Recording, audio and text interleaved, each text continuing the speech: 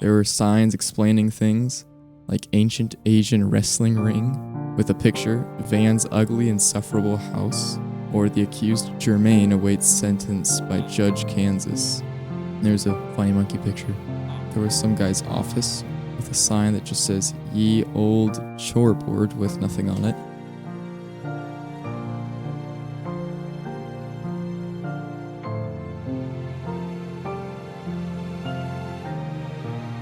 I walked into this weird house thing that had the same banners as the museum. It seemed like it was preserved, but I couldn't find anything of use in it. Walking around, I found some arrows pointing towards something, looks like a river, and unfortunately, even gates were locked, and I couldn't go past them because there was a really cool house there.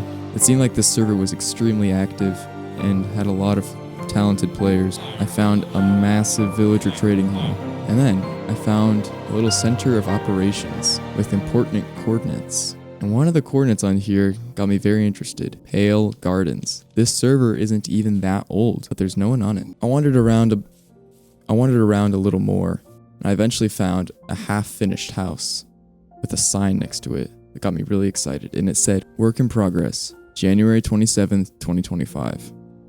This server was a lot younger than I thought it was, and it seemed that there was still someone on it. And that's the end of Server 2.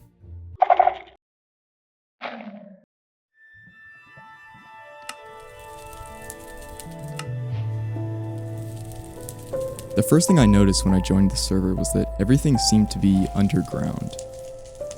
There was a bunch of torches lighting everything up because otherwise it'd just be completely dark.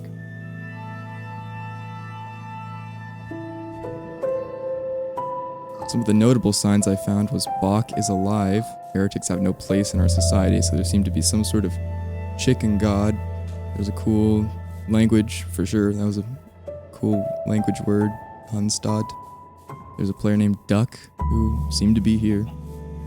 But I explored around to find if there was any other place that wasn't completely underground. And I realized that this whole place was underground. All the biomes, everything. And when I tried to get food, the food attacked back. What the heck? Wait, why is the cow hitting me? I used FreeCam to see what the whole world looked like, and there was like several layers and a bedrock on the top. As I explored the remnants of 3 dead servers, I uncovered more than just abandoned builds and forgotten landscapes. I found echoes of past stories, whispers of players that once thrived. Some stories were lost to time, but others lived on in the heart of the world itself.